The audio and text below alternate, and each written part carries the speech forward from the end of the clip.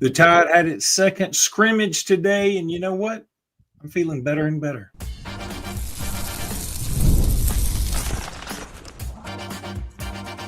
You are Locked On Bama, your daily podcast on the Alabama Crimson Tide, part of the Locked On Podcast Network, your team every day. Hey, everybody, and welcome back into Locked On Bama, AHSA Radio Network's Luke Robinson, that's me. Alabama internet legend Jimmy Stein, that's him. This episode is brought to you by FanDuel. We'll talk about FanDuel in just a little bit. I want to thank you every day for being here every day. Thank you, newbies, for being here today, and thanks everybody for making us your first listen every single day. You guys are the best.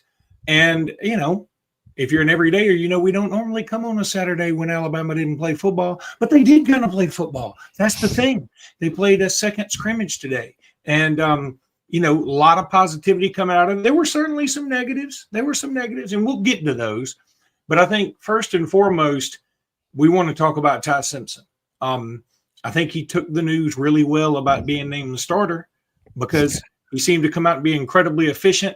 Now, I don't know if these statistics are like hard and fast. I don't know that. It sounds like it's some people had an idea of what the stats would be like if they were to have kept them. And Ty Simpson was something like 14 of 15 for 150 yards, a running touchdown and a passing touchdown, and should have had another touchdown that was dropped. So unless my math's off, that he should have been 15 of 15, Jimmy. Well, and that's assuming that was accurate. We were not there. I was in Louisiana on a what felt like a 20-hour journey back to Fairhope.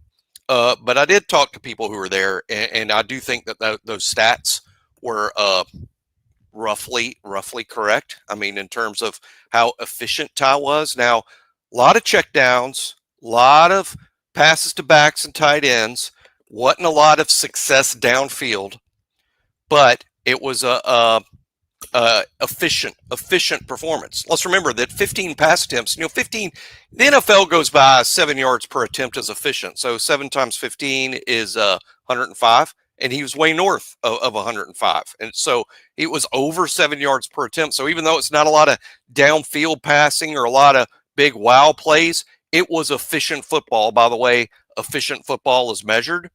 And look, this is an oversimplification, but I think it's a helpful explanatory device. You know, quarterbacks are often labeled game managers or playmakers. I do think it's a disservice to Ty to call him a game manager because it sells short the fact that he was a five-star. Five-star kids are toolsy guys, and toolsy guys are playmakers. So I don't like calling Ty a game manager. But he can be one. He can be one because of, I think, great intangibles. Dad is a quarterback. Dad's a quarterback coach. Dad's a head football coach. He's been trained by QB Country, some of the best private tutor quarterbacks in the nation, and then playing for Alabama and now being a mature fourth-year player. There's a lot of things in place for Ty, intangibles-wise, to be very good at managing the game. And perhaps, maybe this is a good plan because if you're a coach, you're into planning things. Maybe it's a good plan to like, Ty, we're going to start you out with just simply managing the game. Don't turn the ball over, run what's called. If it's not there, check it down, play it safe. We're not gambling here. Manage the game. As the season goes on, or as his career goes on, everyone gets more comfortable with Ty the playmaker, because he's certainly capable of that with his arm and his legs, which he showed today, apparently with a pretty long touchdown run. So I kind of like the plan. And I like the fact, which is why we've been bragging on Ty for a while here on this show, is he is a guy that does have this tangibles package, arm and leg, arm talent, leg talent, and intangibles package, his upbringing and his natural gym rat type attitude.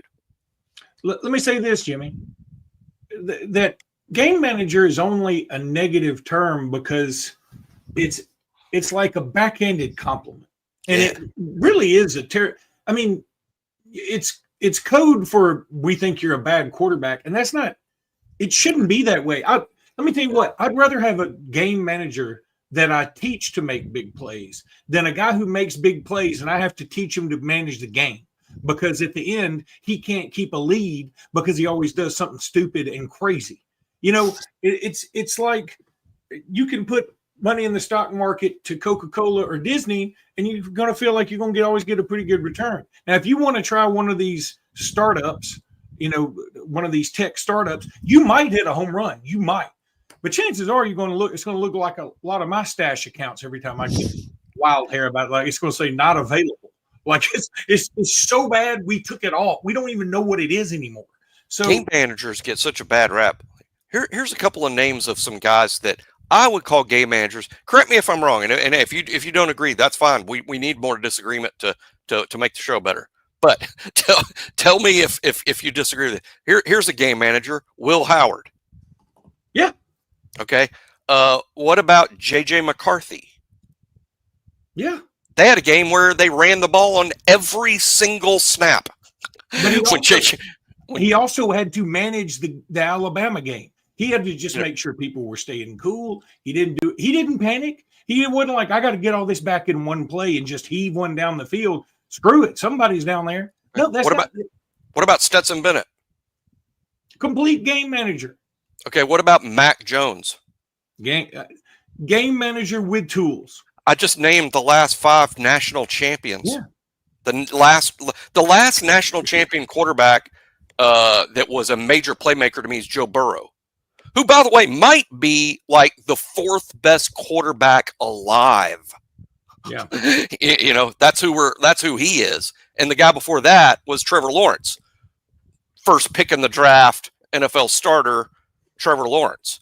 Before that, Hurts Tua combo. I'm not sure how to phrase that. But my major point here is every national champion quarterback since 2020, the last 5 seasons, has been a guy that most of y'all would call a game manager, which is why it's the worst jab of all time. Yeah. By the way, here's 2 other just game manager names I'll throw out there. I think Peyton Manning and Tom Brady did a pretty good job managing games. And frankly, if you're like, oh, pocket passers are game managers, here's another pretty good game manager, Patrick Mahomes. Yeah, he's all right. He's all right. It's just a dumb jab. It makes no sense. It's a compliment is what it is. It's a compliment if you do it at the highest level. If you're quarterback managing a game, that's your first job. Again, give me a game manager who wins without throwing, the Tua-like darts. And I'm not taking a shot at Tua. It's the first person I thought of who throws a beautiful pass. Give me a game rather than a guy who, throws for 450. But we end up losing by 3 points because he couldn't figure out exactly how we were supposed to run the clock. He didn't know how to manage the game, which is what a game manager is. Look, manager is 2 good words. I feel like George Costanza when he was trying to describe manure. Like there's man and then there's newer. Doesn't sound too terrible. And I feel like game is good, manager is good. Here's another. Okay, it's 3rd and 6. It's 3rd and 6. You got a talented passer. Let's just use Tua. It's an Alabama show. It's 3rd and 6. Tua goes back to pass. He's in the pocket. He sees Smitty downfield. A 20-yard throw. Got to kind of thread the needle. But Tua's got the arm. He's got Smitty out there. He tries to thread the needle. Tough play. Incomplete. Got a punt. Another quarterback, it's 3rd and 6. Goes back to pass. Has a chance to thread the needle, but you're like, you know what? A lane just opened up. I can sprint to the first down marker. And he sprints to the first down marker and steps out of bounds, makes the first down. Who managed the game better there? Who managed the game? Maybe the first guy's got a better arm and more arm talent, but it's not just about that. So Ty this season has to learn to manage the game and do the thread and the needle part when the game calls for it. Space Coast, that's his name. He says Ty Simpson is not Manning, Brady, or Mahomes. Nobody's saying that. I want you to understand. I understand, like, if you want to take what he said as being literal, okay. Neither is Stetson Bennett. Stetson Bennett's not those guys either. Yeah. He's a 2-time national champion. Yeah. Well, look, and here's the other thing. Oh, shoot. There was going to be another thing, and I forgot it. I was gonna add, hey, you know what? Who by the way, Matt Jones considered a game manager. He had a pretty doggone good game today for the 49ers against the Raiders. I watched a lot of that. But so Ty 15. Simpson had if you ask me, Ty Simpson had a great day. I'm feeling better and better about this. The other quarterbacks, it sounded like they did well. The one thing that concerned me a little, and it shouldn't concern me because, again, it's like being called a game manager. But they said Keelan Russell had some really nice runs. I really want to hear he had some nice passes, but that's just me. Right. I just found that interesting. But when we come back, we're going to talk about a freshman who showed out, apparently. As it stands, though, I need to tell you guys about Wayfair, because Wayfair is awesome. And if I can find this little thing right here, which it did, awesome.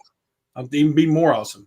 As summer winds down, there's something nice about getting back into a routine you love, and Wayfair makes it easy to set yourself up for the season ahead.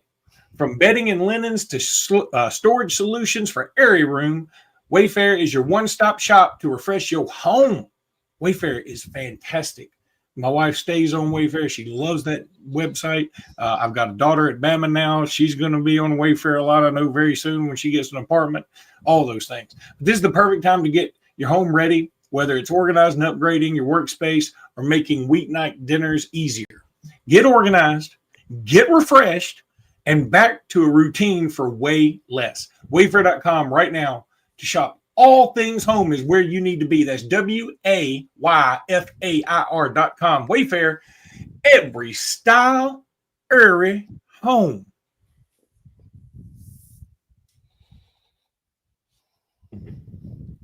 Okay, by the way, I'm hoping my daughter doesn't get an apartment until next year. I just thought about that, but I'm dressed up. I'm wearing a watch. That's me dressed up because I went to dinner with my parents and my niece and my sister-in-law and my wife and a couple of my other kids because my daughter is right in the throes of bid day.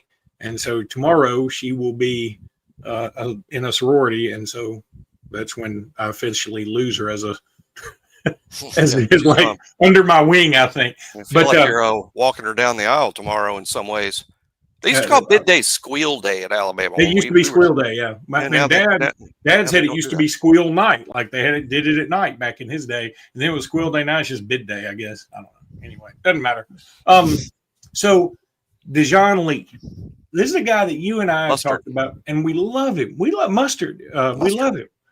We love him. But we hadn't talked about him enough because we kind of felt like the cornerback slots were held down, right? So you're not thinking, okay, well, if he comes in and like does some backup work, fantastic. You know, because most of the talk's been on, you know, maybe one of the freshmen or receivers, or maybe Isaiah Horton transfer, or maybe AK Deer makes a move or whatever, or one of Michael Carroll or somebody like that.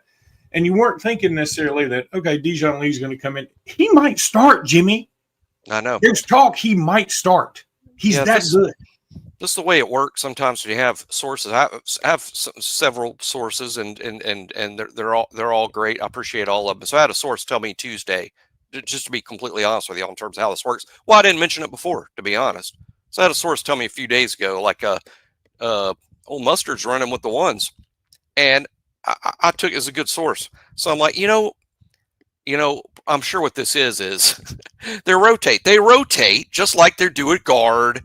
They rotate, and I'm sure Dejon just kind of rotated up, and Damani sat, and so I sort of blew it off. I didn't talk about it on the show even because, well, all we talk about here as well. In some positions they rotate. I didn't even talk about it on the show. Tell Luke, but I'm like, I just kind of blew it off. But then today at Scrimmage, I get a couple of sources, different, not even the Tuesday. A couple different guys got Dejon was with the ones today. And they didn't mean it like rotationally, like first snap he's out there with Zabian, and I should have trusted my Tuesday guy more than I did. I mean, just saying, it took a lot to convince me that this could be the case. Damani Jackson was a really good player. I mean, this is why I think this is more about Mustard than it is about Damani. I really think this is about Mustard. This ain't about Damani. Yeah, I'm with you 100%. And I'm just hoping that, it's not something that is bothersome to Damani. I'm sure could be if Dejon does take that spot. But you got to let the best guy play, right? And boy, I'm thrilled to death. You talk about two long, lanky, ball hawks at cornerback. Yeah. Now, when you think cornerback traditionally, you might think somebody like Langham, who was he wasn't small, but he's not as big as these cats. And, no, he wasn't. He was probably 6 foot. I would guess how he measured at the combine, maybe 6. Probably listed as 6'1" at Alabama, but probably 6 foot in Indy. And we're going to be going up against a lot of long, lanky receivers this year, so I'm down with that. So, by the way, I did want to throw this out there because Army 3275 brings it up. He says someone needs to tell Feinbaum to stop with the rumor stating that Keelan is going to transfer. That's Paul Feinbaum saying stuff to get clicks. And look, has Feinbaum said that? Feinbaum said he thinks Keelan Russell will 100% transfer if Ty Simpson comes back next year. I think is what he said. Which first of all, nobody could possibly know that yet, and nobody knows that Ty. It's just so much speculation. It's so clickbait. It's so much speculation. And by the way, was Paul also putting Ty in the transfer portal? Twice a year for 3 years. Why? I assume Paul was doing it. I don't know that he was. I didn't even know that he said this. To me, it's nonsensical. And by the way, Ty is a good example for Keelan as to why not to transfer. Just be patient and then see how ready you are when it is your turn. I think Ty's probably, in all honesty, told these guys, hey, of course I wanted to play before now. Of course I did. But because I couldn't go until now, I'm really ready. And there's a comfort, I'm sure Ty has, or a confidence he has knowing this truly is his time. He wasn't rushed into it. I thought he would win the job in 2023. I said so here on the show when it was Ty. I thought Ty would win the job. I was wrong. Why was I wrong? Well, 2 things. I underestimated 2 things. I underestimated Jalen's ceiling, which was immense, and coaches were fascinated with the ceiling. The Seahawks, fascinated with the ceiling. I underestimated that. And secondly, I underestimated how long it might take Ty to adjust to the speed of the game coming from. Yeah, and, I'm not mad. Some people are mad at Feinbaum. Somebody had a great line, said Feinbaum's ears are so big, he even hears fake rumors. Well, that is nice. That's good. That's a good one. I wish I had said. Let's go. That's gold, Jerry. That's gold, Jerry. But so what I'll say is I'm not mad at. I see, like, now that we're do this podcast and like now I know how a lot of this stuff works. Like, there are ways that we are told, like, down from the top, like, do this to get more people to listen. So, and I can see where sometimes some people could take it as a wink, wink, nudge, nudge, say something out of bounds, even if it's crazy, because people will listen to either agree with you or hate you. And I think I'm not patting us on the back here, Jimmy. I'm just saying that's what makes us a little different. Yeah, if we say something outlandish, it's because we believe it. Correct. It may be outlandish. It's not to get you to listen. Jimmy and I were doing this when it was only me and Jimmy listening. So don't think that we're in this just to we want as many listeners as possible, but we want them organically in a real way. And I think Feinbaum is in a position now where his show grew organically very well for a long time, and he didn't have to do any of this stuff. And I think now there's more competition and for what he does. And sometimes he just says things like this. And there's no possible way he knows it. So here we are talking. There's no way Keelan knows it. And by the way, who's to say what's going to happen this year? Ty hasn't played in a game yet. He hasn't played Florida State. He hasn't played Georgia. He hasn't played in a game. There's also health. Who's to say? Who knows who's going to turn an ankle or worse? Yeah. And then somebody else is in there. It's just there's just way too much to be determined. And thankfully, transfer portal doesn't open. Neither Austin Mack nor Keelan Russell is a graduate. So to get into the portal, they have to wait until December. Who knows what the situation will look like then? Who knows if Ty's going to the NFL, if he's coming back, if he's benched, if he's hurt? Nobody knows. Yeah, I mean, I'm the one that brought it up. So I guess you're saying I could say I'm doing too. But I mean, I don't want anybody to get too flustered by this. Once you understand what Feinbaum's deal is, and I'm going to tell you, I've met him a couple times. He wouldn't know me from Adam's house cat, but I have met him a couple times. Let me tell you, he's done nothing but been gracious. I had him take a picture with me and all my children at the SEC tournament game. He's a good dude. I just think he's trying to sell a product. I like Paul. I like Paul. I think people mischaracterize Paul's role. Yeah. And I think the critics of Paul mischaracterize Paul. They want to compare him to Pete Thamel. Yeah. They want to compare him to Dan Wetzel. Yeah. He's a host of a call-in show. Yeah. That's what he is. He's the host of a call-in show. He's not a football expert. He's not a football analyst. He's the host of a call-in show. Now, he was an excellent columnist. I do think he understands a lot of the game. But I think his biggest critics sort of mischaracterize what he does for a living. And I think at what he does for a living, he's outstanding. That's why he's risen to this spot in the profession. There's no one else like him. And if you don't believe that's true, let's say Paul retired next month. Who do you think is going to replace him? Well, that would be a 3-month discussion even on our show, because there is no other guy to do what he does. That's why he's really good at it. So in conclusion, Deon Lee is a dude. I don't know how we got off on that, but we did.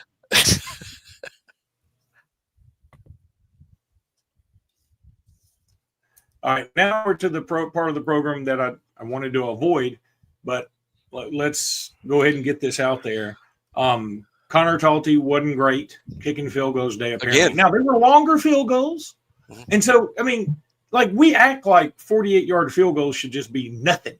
48 is 2 yards away from 50. It's so funny. Like, if you say I kicked a 49-yard field goal, everybody's like, okay. If you say you kicked a 50-yarder, everybody goes, oh, my God, that's crazy. Right. And I know there's a dude in the NFL who kicked a 70-yarder, but we ain't got an NFL kicker. So, I mean, I'm hoping, look, if my kicker is consistent from 40 in, I'm cool. If he makes all his extra points, I'm cool. How many attempts did we have all last year? Like 10? Yeah, it wasn't many. Or less. It was one of the most shocking numbers in all of college football. Was the just the handful of attempts from an Alabama kicker. Look, I think Connor might have an issue listening to Kalen today and people that have been at both scrimmages. Apparently, he does really well at practice. Does really well at practice and the practice periods. Keep in mind that a lot of people don't know this. The kickers work indoors a lot. I mean, the kickers are not all the time, but at a normal Alabama practice, the kickers are indoors a lot, and they're kicking in there. But they are tracked, and Jay Nunez and his staff, Jay Nunez and his assistants to the assistant, they watch and they track and they keep the numbers, and a lot of that's indoors. Apparently, Connor has been less consistent outdoors, and particularly in the stadium, where he's been pretty fantastic indoors. Obviously, no wind, turf, different situation, not as much pressure. So I think this is a story. I think this is a thing. I'm just not losing sleep over it just yet. Although I agree, this is something to monitor. He's a new kicker, be a first year. It's going to be a little nerve-wracking. We had a kicker famously, for those who haven't heard the story, it's one of the best ever. But we had a kicker who was pretty good back in the Stallings days. And it's pretty good, and we were kind of excited about him. And then they had this practice period at the end where he's kicking, and the team's there, and Coach Stallings is standing there watching him kick because he's heard such good things. And the kid missed 2 or 3 in a row, and Stallings in his way is like, what's the problem, son? And the kid looked up at Coach, who's kind of this imposing figure, and says, "Coach, I'm sorry, I get really nervous when you watch me." and that's what he said. And I know the story. And Coach Stallings says, "Well, I plan to be at all the games, and but I and that's funny that Coach Stallings, who's occasionally very funny, said that. But there is a thing to that, which is, hey, I think one of the great sayings in sports is there's a 3-foot putt and there's a 3-foot putt to win the Masters. Those are 2 different putts, and that's what kicking in the games is like. So I think it is fair to be a little nervous about this until we see it. Until we see it go well in the games. Yeah, and then, of course, there's the punting situation, that didn't really get discussed as much about here. But, I mean, it's still one of those things like who's the punter? I mean, and again, you don't want to talk about the punter much because it ain't fun. And if your punter's an All-American, you're like, well, he punted too much. I mean, so you don't want that. And then the other thing that was not even mildly concerning. Now I'm a little more concerned. James Smith was out again. But Kalen DeBoer, I watched the press conference. I normally don't watch his post-scrimmage press conferences because I feel like I didn't watch Saban's or anything. I always felt like they were sort of milquetoast. You didn't get a ton. But this one I got some. And he was like, James Smith, we're just being careful with him. He's fine, essentially. And then Jaden Roberts, he was like, yeah, he's still banged up.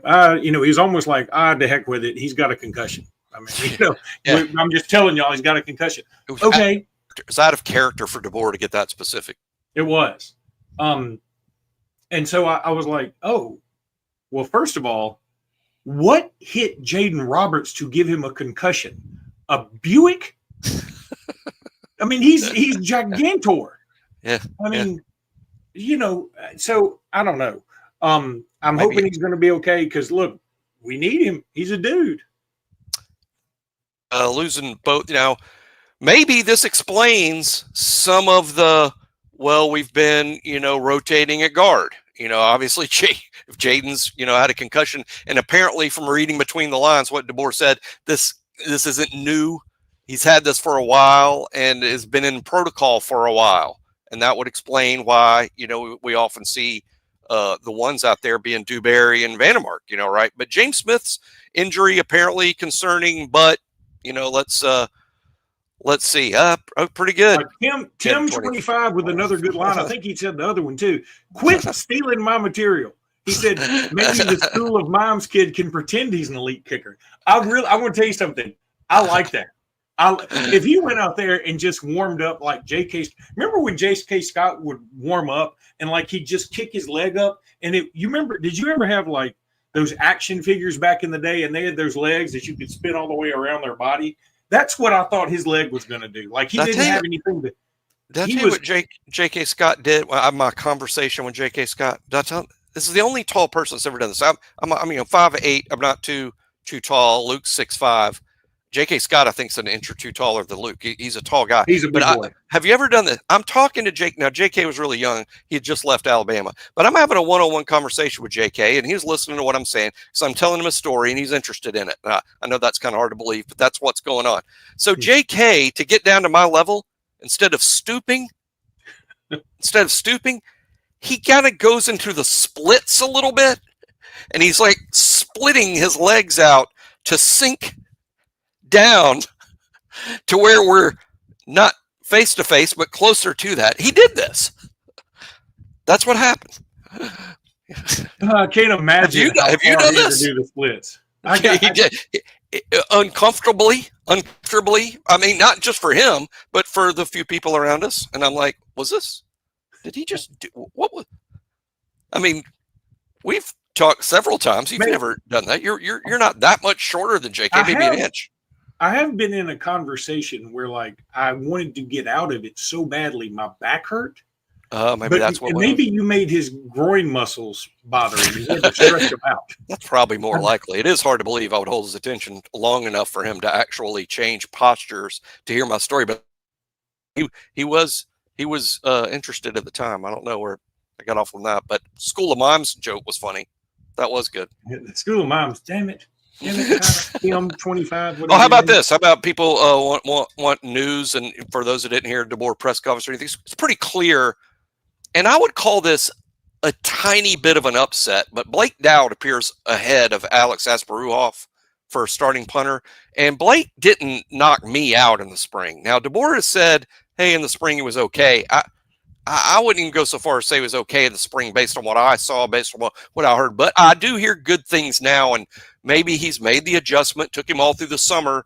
In the SEC, got to get the ball off quicker, and the ball's got to be high. You don't have to hit it 50 yards on high, but even 38 yards is fine if it's high and prevents a return.